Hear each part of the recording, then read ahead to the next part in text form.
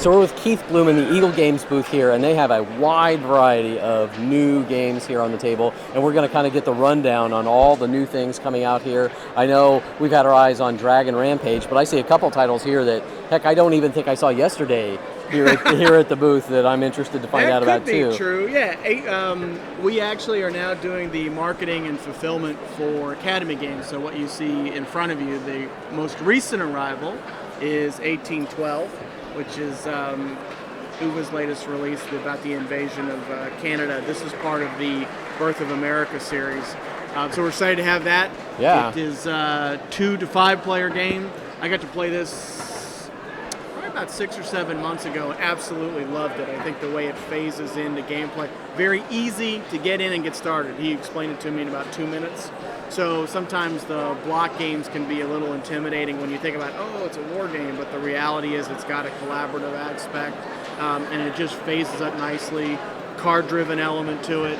So I'm very excited that we're working with him and that we represent the game, so I think it's going to do really well. For a war game that can go 2 to 5 players too, that's kind of unusual. I mean, they tend to be just head-to-head conflict, right? Totally agree. And it could be. I mean, it absolutely works for 2. Basically, you have different factions, including the Native Americans as well. So you've got some militia, some of the actual professional military at the time. So it's awesome. What's the play time on that one? Play time is about 1 to 2 hours. Well, that's not bad. That's another nice thing about it. From looking at it, I think you might expect, I'm in for a 3 or 4 hour long experience. No, absolutely. No, it's an excellent pacing. I was very, very happy with it. For sure. Cool. For sure. Other new releases, we have the 2nd and 3rd Hero Pack expansions. 1 debuted probably 4 months ago or so, and 3 is our probably came out maybe 3 weeks ago. Those have been received a great review. One of the nice things about the Hero expansions, these are expansions for Defenders of the Realm. A lot of excellent reviews on that. Cooperative fantasy game. Yes, absolutely. Absolutely. Lots of minis. What these do, if it isn't obvious, is add some nice new characters to gameplay to keep that really fresh. So when you think about the fact that you're going to be playing with somewhere between 1 to 6 players, because the Dragon expansion took it to 6, what this does then is add, think about the factorial, which I won't do for those of you at home, different combinations you can bring to bear. And the powers are really, really cool. We ratcheted up, or gave players the opportunity to ratchet up the difficulty level with the Dragon expansion. So some of the powers that these heroes bring to bear, I think, kind of helps even the odds a little bit. So that's fun. And in tandem with those, we've got a lot of these small boxes around. I'll just actually focus on one particular one. But we have the painted miniatures as well that people have really been enjoying a lot. So this kind of adds to the whole package. The Dragon expansion had the painted minis. That was one thing we opted to do for that. So clearly in this case with Sapphire, now you have the 4th Dragon painted, but also you have that opportunity for all the other pieces from the base game and from the Hero expansions. And those are available on an individual basis? Yes, that's correct. Speaking of Richard Lanius, a prolific game designer that we are excited to be working with, we have Dragon Rampage debuting here at Essen. We have the Essen special board. So there are 72 copies that only have a board available here at Essen. Mass release is slightly different. This board, actually, when we talked about it internally, we actually used the phrase, that's more Euro. The idea with this one, maybe a little bit more focus on utility, where the mass market board, or the mass production board we're doing focuses more, a little bit more thematic. So the movement along the path is actually kind of faded into the background a little bit, so the emphasis is more on the artwork. So it's really more is it more semantics. Aesthetics is the word I was looking for. Yes, perfect. That's exactly what it is. So with Dragon Rampage, what you do is you take the role of one of 6 adventurers that have gone into a dungeon looking to raid the dragon's treasure. Barbarian, in his typical light-footed fashion, has knocked over something and awakened the dragon. And so you have a decision to make. Am I going to run for the exit, or am I going to stick around and fight?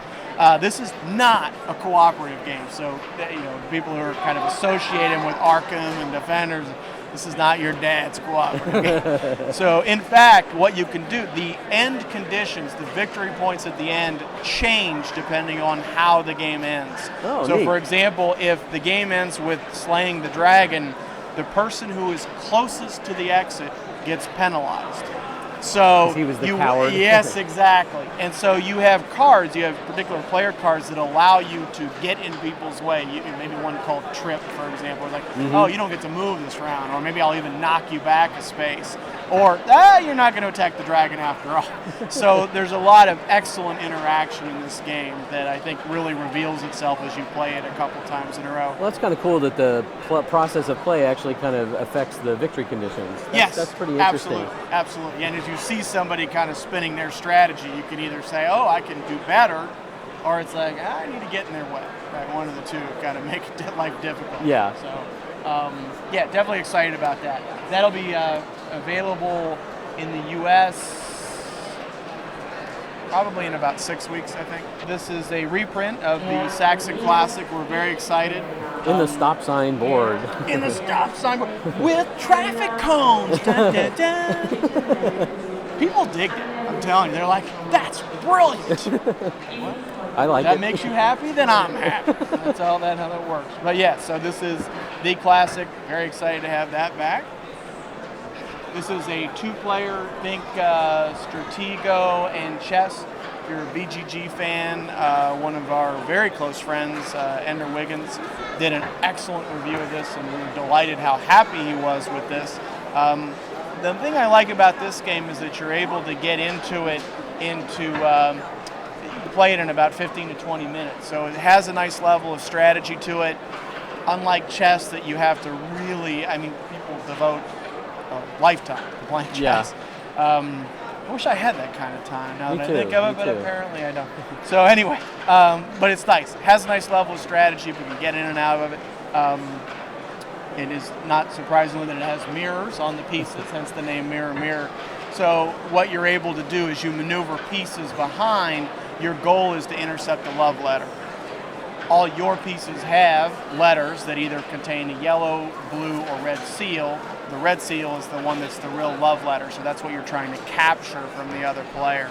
So as you're moving pieces around with the mirror, it allows you to see, oh, that's the There's red where it piece, is. that's where I need to go and capture. So Seems like one that would be good playable on younger players all the way up the That's chain. really what part of what Ender's positive feedback was, is that some of his younger children absolutely get this and like the element with the mirrors, and so arguably maybe a nice intro to some of those heavier strategic games. Yeah. So, the English version of this, Spiel is the parent publisher, for lack of a better term. This is like a streamlined Cuba, a little bit more replayability. Very excited about this one. This is getting some nice buzz here at the show. Back here. Cuba is such an excellent game. Absolutely. It's good Same to see. artist, same designer, I believe, so we were excited. I got to play this, edited the rules pretty extensively with my colleague and boss. So as going through that, I was excited. It's one of those games that when I read the rules, I was like, ooh, this is a good game. And that's always nice when you have that reaction. Yeah, that little light bulb moment when that goes off, that's always a good sign. So excited to have this one. This will all be in the U.S. in about 4 weeks or so. Okay. Boom, montage. You just Sorry.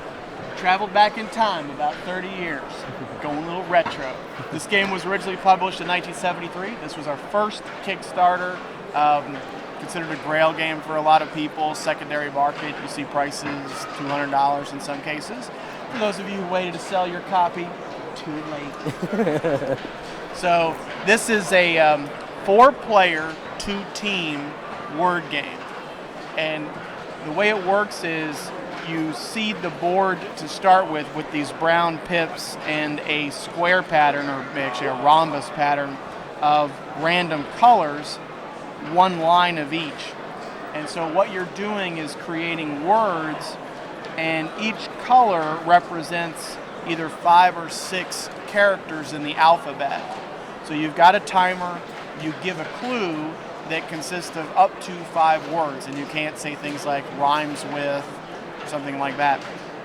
So it sounds a little intimidating, but it turns out that it's kind of a self-selection process as to how complicated, you make the clues. If you're partnering with somebody you know really well, then right, you've got a kind of history you can draw on that bring the elements. So really an excellent game. Why it's called Montage, the idea is that basically you're creating this pattern of artwork as you go through and fill in these different blocks with the words. So as you choose a space, there's an example of a turn and play here with this arrow. So this word has a red, an orange, a space, and then a purple. So you're giving a clue for a 4-letter word, and the possibilities example for the first character, that would be E, F, G, H, or J. So that's what's happening. So when I first heard about this game, I was like, that's a little intimidating. I don't know if I can handle that. But as he's actually joined us as well in the game, it works out. It works out, and it's apparent why people really love this game. It's a novel twist on most word games. Kind of follow a path that you've gone down before. Yes. And this is one that doesn't fit that mold, I think. I think also that a lot of the word games tend to revolve the person who has the most robust vocabulary, right? To sit Very down true. And get my, Very true. Can I say butt on the? Yeah. Okay, cool, sweet. I get my butt handed to me when I'm playing Scrabble, like with my dad. So in this case, it's how quick can you think on your feet? How good are you at association? So I think it brings in a lot of other skills to the table and creativity. So I agree with your point, but I think it does. That novel twist comes around. Well, I really appreciate you taking the time out here to talk to us and give us kind of a tour of all of the things here. Congratulations on getting here to the Kickstarter. Hey, thanks. Thank you very much. We're glad to be here, and hopefully we'll be back again soon and see what you have next year. Excellent. Love that. I'll be here. Probably the exact same spot. Hopefully about 10 pounds less of me next year. Thanks. Thank you, sir.